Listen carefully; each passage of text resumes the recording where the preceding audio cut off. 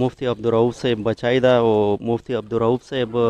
د نوم نه سیک ندی واقف د څه تعارف محتاج یا نه دا هغه او یقینا چې دغه د بانی د پوره او د علوم اسلامیه د پوره د علماو د پوره د مدارس د پوره دا یو ناقابل تلافي نقصان ده چې مفتی صاحب نن سبا په میشتو څه نشته ده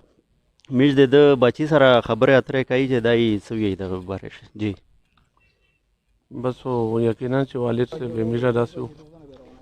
چې بانی په سطح باندې ټولې علماو د پوره داسې و لکه پلور او د حضرت خطیب صاحب مولانا حضرت علی عثمانی صاحب رحمت الله علیه نه بعد دا یې داسې شخصیت پوتې شو چې ټول علماو په جمع کېدل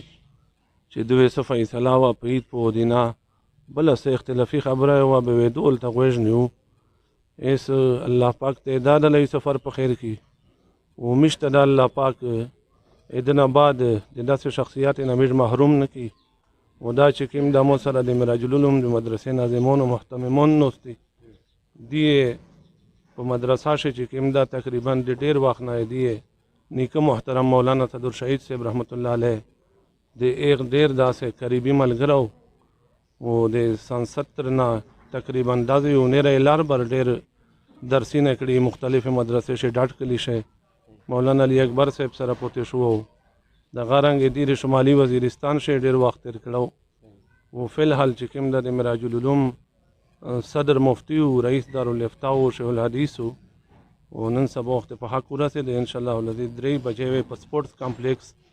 بنو شي جنازاوي مور ودل چې ته داسې یو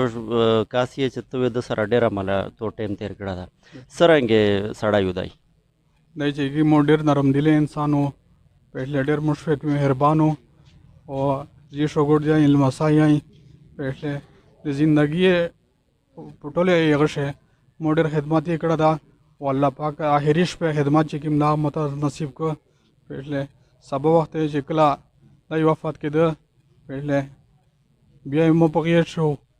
او یې نه بعد تو سره څه خبره وکړه اخري شه مو سره شپه ما ډېره خبرې کړې دي پېښلې ډېره د وګونې سی درته ویل الله ویل چې الله پاک ته وغبي علوم دیر کې او الله پاک ته لوی ټکړې سره وکي مو ډېر خدمت کړه دا پېښلې وای نه بعد شپه مل مې یاسین وته درو پېښلې دا ډېر بد خوښ پابند دی ټول علماء کرام ته طلبه اعزام ته او د بانی عوام ته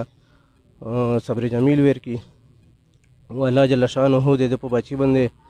برکتینه وچای او دا صرف د بچی د پورا د خاندان د پورا یا د مراج العلوم مدرسې د پورا یو غم نه ده نقصان نه ده بلکې زه دا وایم چې دا د ټولې جنوبي اضلاع د پورا یو لوی د غم ورځ دو او الله جل شانه دا په دغه امت باندې رحم وکړي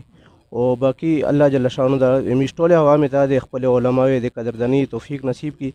او مومن داسې کړي چې کله د میر علما جام دی نو بیا د میر د عوام سره د علماء قدر نه وي خو چې کله علما د دنیا نه لوټ شي به میر وروسته لوس مړي چې او دا ډېر ښه عالم و دغه میر قدر نه وکړو عزت مې نه وکړو نو نن یې میر سره موقع شته چې موجوده کوم د میر مشرانو علما کرام موجود دي زه د عوامو نه دا اپیل کوم چې د علماو سره نوسته ویلوړه وکړي د هغې په مجلس کې نوسته یې وکړي